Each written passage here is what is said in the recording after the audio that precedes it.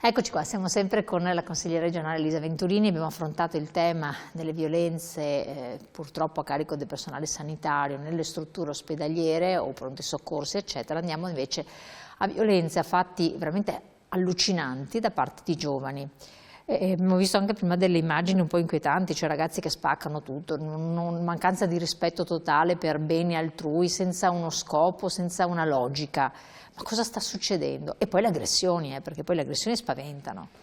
E rispetto al periodo Covid c'è stata secondo me una recrudescenza, cioè c'è stata un'accentuazione di questo fenomeno dell'aggressività e di un atteggiamento anche da parte dei ragazzi di ritrovarsi e di compiere comunque delle azioni non solo violente, magari anche illegali, per manifestare chissà che situazione anche di rabbia, di una situazione di disagio giovanile, appunto collegato a questo periodo passato, sul quale a mio avviso bisognerebbe intervenire su due fronti.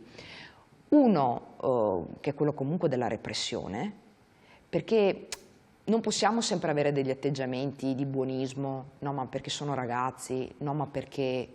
Cioè bisogna capire che ad ogni azione che noi commettiamo ci deve essere anche una conseguenza, ci devono essere anche delle sanzioni, un'assunzione di responsabilità, capire quando si fa del male agli altri che cosa questo comporta. Poi può esserci la giustizia riparativa, nel senso che mica necessariamente la persona deve andare in galera, magari quella stessa persona può compiere delle azioni di ristoro nei confronti delle vittime e quindi si dà materialmente da fare a favore della persona.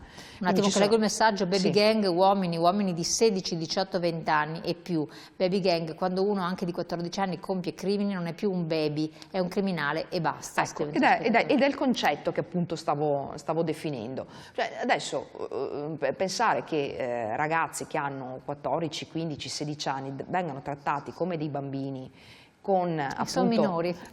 Con fare buonista e vabbè hanno sbagliato, no, bisogna essere consapevoli anche di quello che si va a commettere e secondo me da questo punto di vista ci deve essere veramente un cambio anche in termini di legislazione. Cioè serve un intervento normativo? Sì, nel senso che si deve effettivamente valutare che tipo di azioni intraprendere nei confronti di ragazzi che commettono, come in questo caso, dei reati e dei crimini, perché non può essere trattato il tutto in maniera molto, come posso dire, superficiale o buonista.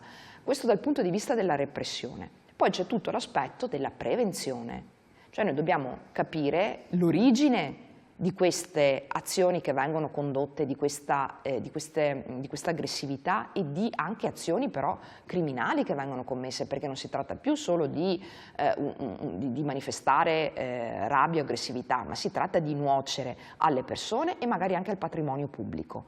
Allora, a fronte di questo un lavoro deve essere fatto sicuramente e come sempre da parte delle istituzioni e ritorniamo sempre all'educazione. Quello che deve essere insegnato a noi tutti, a partire dai ragazzi, è essere componente di una società, essere parte di una società.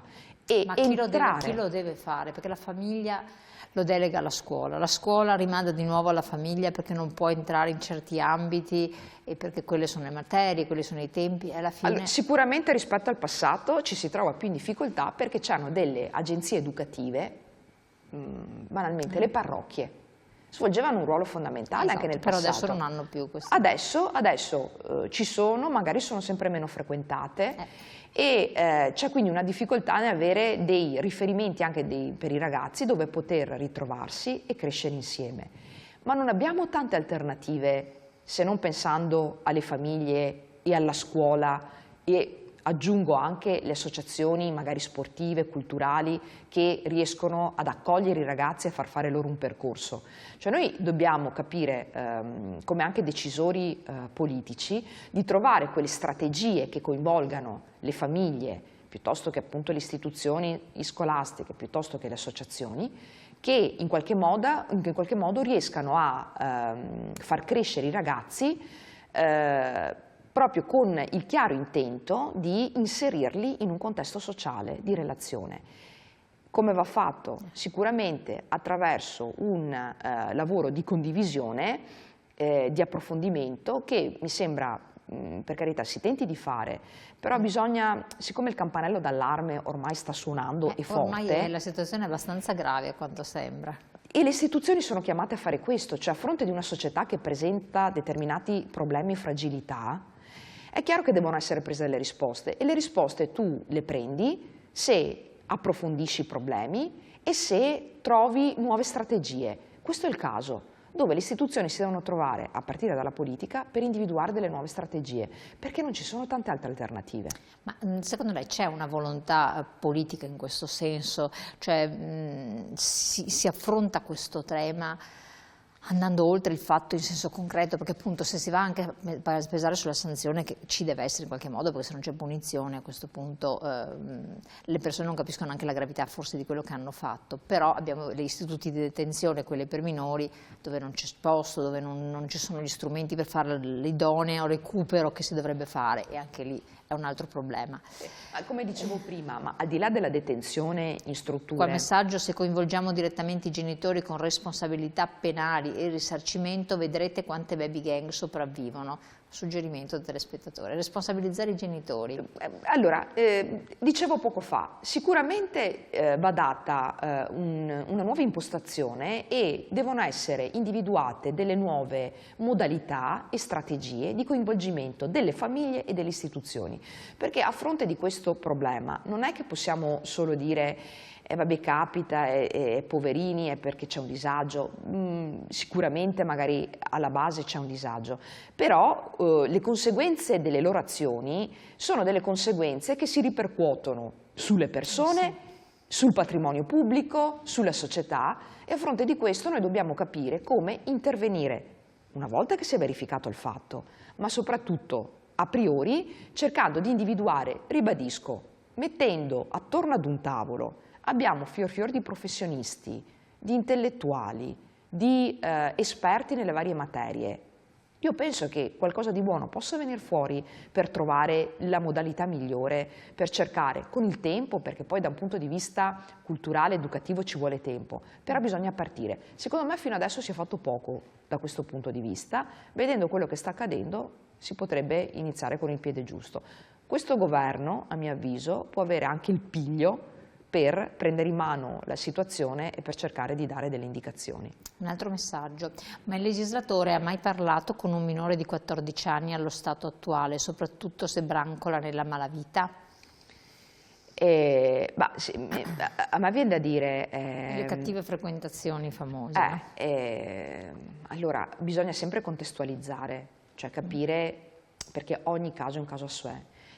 Oggi noi vediamo verificarsi degli episodi di aggressività, di criminalità che interessano ad esempio ragazzi di cosiddetta seconda generazione, magari di figli di persone che sono venute ad insediarsi in Italia e anche si trovano, magari percepiscono una situazione in cui non vengono accolti, ma non perché non vengono accolti, ma perché loro in qualche maniera si sentono un po' lontani dalla cultura di riferimento ed ecco c'è che anche una scattano... volontà, esatto, di non inserirsi a volte nei contesti, non è così facile, ma lì è il discorso educativo, che a mio avviso dovrebbe in qualche maniera, sul quale bisognerebbe insistere, perché poi persone che arrivano in un nuovo contesto sociale, che hanno usi e costumi diversi, diventa molto più difficile riuscire poi a garantire una convivenza.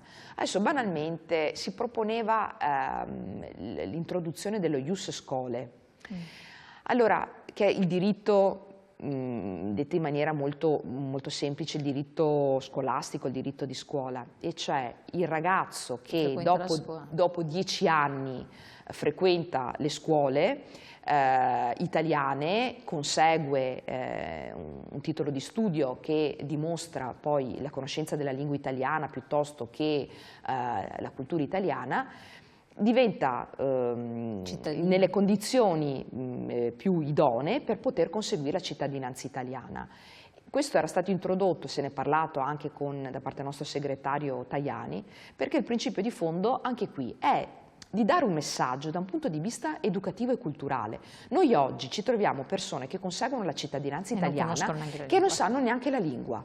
Perché dopo 10 anni che tu sei in questo paese, puoi chiedere, a me è capitato da sindaco di avere ad esempio donne marocchine che ti venivano a chiedere la cittadinanza italiana, che avevano ottenuto il decreto da parte del Ministero, venivano a giurare in comune di fronte al sindaco, perché per chiudere la procedura si doveva anche pronunciare appunto il giuramento, ma non erano in grado di dire una parola in italiano.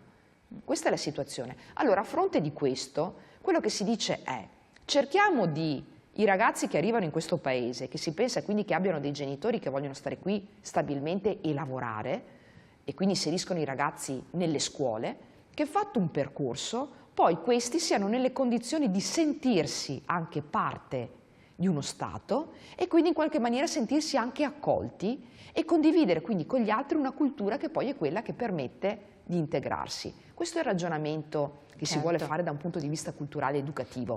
Esatto, questo chiedo un attimo alla regia che rimette in onda il messaggio, così lo leggo anche alla nostra ospite, vediamo un attimo insieme, eccolo qui. Mai visto una generazione di giovani così disastrata e con pochi valori, ma la colpa non è loro, sono cresciuti nell'ampia disponibilità di tempo e denaro data dai genitori boomer. E qui si apre un altro capitolo, perché è anche vero questo, cioè una generazione di genitori che forse non è stata in grado anche di trasmettere certi valori. Di fatto. Allora, la mia formazione è classica, io ho studiato al liceo classico e sono sempre stata innamorata dello studio della cultura greca e latina, e poi anche conoscere la storia dell'impero romano, perché secondo me da lì si apprendono tante nozioni e informazioni che poi ci aiutano ad analizzare la situazione, nonostante il tempo passi e ci siano società diverse, però la cultura classica aiuta sempre a interpretare. Persino al tempo dei Romani c'erano dei momenti in cui veniva in qualche maniera messo in evidenza che i giovani non erano stati educati nella maniera più consona, perché si trovavano in una situazione di benessere, e il benessere, si diceva, tra virgolette, rammolliva le persone e non permetteva di trasmettere loro i valori ideali. Molto probabilmente noi oggi ci troviamo nelle stesse condizioni, cioè di avere una società che si basa su fondamenti del benessere, che è ben diversa dalla società che nasce da difficoltà economiche, dalla sofferenza, dal fatto che si deve lavorare molto per poter conseguire dei risultati, dal fatto di soffrire la fame, di soffrire il freddo. Non tante generazioni fa, i miei nonni, un po' meno i miei genitori, però si sono trovati nelle difficoltà, ed è chiaro che sono cresciuti con dei valori in termini anche di solidarietà diversi rispetto alla società che ci può essere adesso, che nasce con altri modi di vedere dettati dal benessere, dal fatto di avere maggiori disponibilità. È chiaro che la storia è fatta così, di alti e di bassi, dove però noi per questo non è che non possiamo nasconderci e dire beh, vabbè, ma la società è fatta così. Dobbiamo cercare di comunque mantenere questi che sono dei valori, dei ideali di riferimento, che sono basati soprattutto sul rispetto e sul vivere civile. Un altro messaggio, diciamo la verità, prima di questa immigrazione forzata questi problemi non c'erano, la prova che mischiare le razze porta al caos, specie con culture invasive, scrive un telespettatore. La difficoltà anche di vivere di persone che hanno usi e costumi diversi è inevitabile. Il lavoro che deve essere fatto da parte delle istituzioni è cercare di creare le condizioni e dare le regole per permettere anche una convivenza di un certo tipo tra le persone, considerando che noi parliamo sempre, tra l'altro, di immigrazione che sia regolare, cioè di persone che arrivano in un paese e che decidono di contribuire al benessere di quel paese lavorando, partecipando a quella che dovrebbe essere la vita di quel paese, rispettando le regole di quel paese. Nonostante questo ci sono delle difficoltà legate ad usi e costumi diversi, però devono essere, per le persone che hanno voglia di integrarsi, create le condizioni perché si possa vivere in maniera serena. Assolutamente. Parlerei ancora tanto con lei, consigliera, veramente ci sono tanti argomenti che ancora dovremo affrontare, avremo ancora l'occasione di farlo. Se lei ci dedicherà del tempo. Grazie, è sempre un piacere. Grazie, le auguriamo buon lavoro. Grazie. Ne ha tanto. Anche con l'anno nuovo, no? Esatto. Quindi auguri anche a tutti per questo 2025. Grazie molte, tanti auguri anche a lei, alla sua famiglia, alla sua bambina, e voi cari telespettatori rivedete la puntata su YouTube, sul web, comunque ci sono anche le repliche e naturalmente noi ci vediamo presto. Grazie.